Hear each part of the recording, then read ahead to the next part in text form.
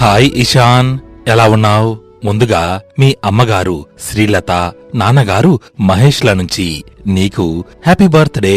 అలాగే 2025లో నీవు జరుపుకుంటున్న నీ ఈ పుట్టినరోజు సందర్భంగా ప్రత్యేకంగా మీ బాబాయ్ గణేష్ యాదవ్ మీ అమ్మానాన్నల మనసులోని మాటలను నీతో పంచుకోవాలనుకున్నారు. అయితే ఈ చిన్న వయసులో నీకు వారి మాటలు అర్థం కావని మా అందరికీ తెలుసు. కాని నువ్వు పెరిగి పెద్దయ్యాక ఇవే మాటలు వింటావు కదా, అప్పుడు నీ పట్ల మీ పెద్దలు ఎంత ప్రేమ ఆప్యాయతను చూపి నిన్ను ఎంత అపురూపంగా పెంచుకున్నారో నీకే అర్థమవుతుంది. మరి మీ బాబాయ్ గణేష్ యాదవ్ నీతో పంచుకోవాలనుకున్న మీ అమ్మానాన్నల మనసులోని ఆ మాటలేంటో వినిపించనా? డియర్ ఈశాన్, నువ్వు మా బంగారు కొండవి. నీ నవ్వే మన ఇంటికి వెలుగు. మా మనసులో ఎన్ని వేదనలున్నా నీ చిరునవ్వును చూస్తే ఎంతో తేలికైపోతుంది.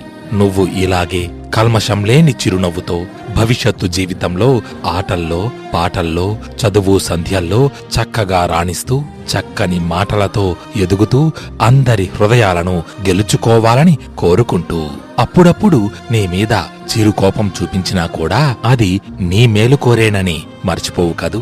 నీ సంతోషం కోసం, మన కుటుంబం కోసం నీకు ఎన్నో వేల మైళ్ల దూరంలో ఉండి వృత్తి బాధ్యతలు నిర్వర్తిస్తూ నీ పుట్టినరోజు నాడు కూడా నీ పక్కన లేకున్నా ఈ నాన్న దీవెనలు నీతో ఉన్నాయని మర్చిపోవు కదూ. నా ఆలోచనలంతా నీవే నిండి ఉన్నావు కన్నయ్య.